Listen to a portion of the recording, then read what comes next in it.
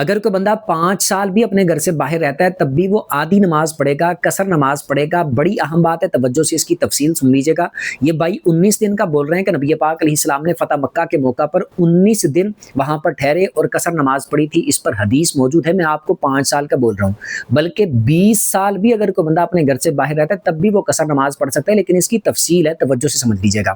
اصل میں قاعدہ، قانون، اصول صحابہ کرام، تابعین، تبع تابعین، ان کے عمل سے، ان کے اجماع سے جو ثابت ہے اس کو سمجھنے کی ضرورت ہے۔ اس بھائی صاحب کو بھی سمجھ نہیں آئی تو جلدی جلدی انہوں نے کمنٹ ٹھوک دیا ہے، توجہ سے آپ سمجھ لیں۔ اصل میں قاعدہ اور قانون یہ ہے کہ کوئی بندہ اپنے علاقے سے سفر کے ارادے سے نکلا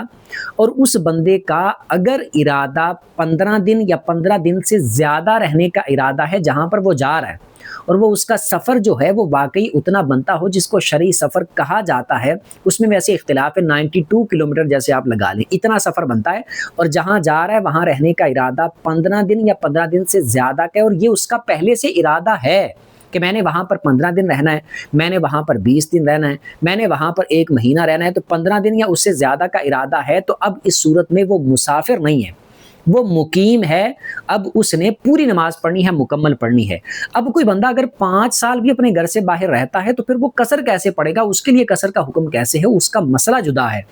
مسئلہ اس طریقے سے ہے کہ کوئی بندہ اپنے علاقے سے باہر نکلا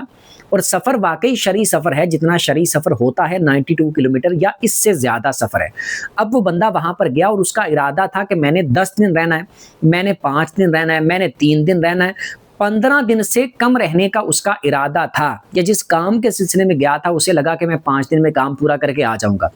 ارادہ اس کا 15 دن سے کم کا ہے۔ مثال کے طور پر وہ 5 دن کے ارادے سے گیا تھا، وہ 5 دن میں کام نہیں ہوا تو اس کو مزید 5 دن رہنا پڑ گیا، 10 دن ہو گئے۔ اب وہ 10 دن میں بھی کام کمپلیٹ نہیں ہوا اور اس کا ارادہ اتنا ہی تھا، 15 دن کا ارادہ اس کا نہیں بنا، نیت نہیں بنی، یہی تھا کہ میرا کام پورا ہو جائے کہ میں نے چلے جانا ہے، 5-10 دن لگنے ہیں۔ وہ مزید 5 دن لگ گئے، مزید 5 دن، مزید 10 دن، کرتے کرتے کرتے کرتے کرتے کرتے وہ کئی مہینے بن گئے۔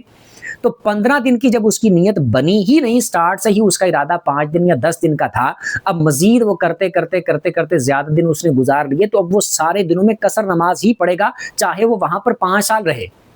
نبی پاک علیہ الصلوۃ والسلام جب فتح مکہ کے موقع پر آئے تو نبی پاک علیہ السلام کا پہلے سے ارادہ وہاں پر 15 دن یا 15 دن سے زیادہ قیام کا نہیں تھا، کم دن رکنے کا نبی پاک علیہ السلام کا ارادہ تھا، اور یہ صحابہ کرام سے، تابعین سے، تبع تابعین سے ثابت ہے، ان کے آثار سے ثابت ہے، میری کوئی اپنی بات نہیں ہے۔ تو نبی پاک علیہ السلام کا شروع سے جب مدینہ سے آپ نکلے، جب آپ آئے ہیں تو آپ کا وہاں پر 18 دن یا 19 دن رہنے کا ارادہ نہیں تھا، کم دن رہنے کا ارادہ تھا، اس لیے نبی پاک علیہ السلام نے شروع سے قصر نماز ہی پڑھی۔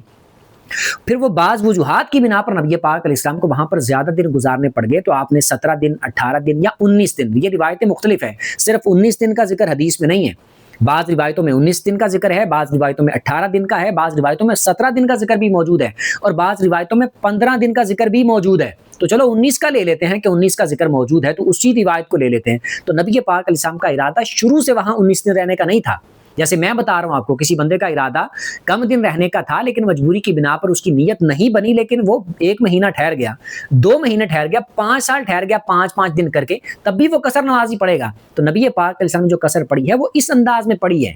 باقی اگر آپ کا سٹارٹ سے ہی ارادہ وہاں پر رہنے کا ہوتا کہ ہم نے 19 دن یا 20 دن رہنا ہے، تو نبی پاک علیہ السلام پوری نماز ادا فرماتے۔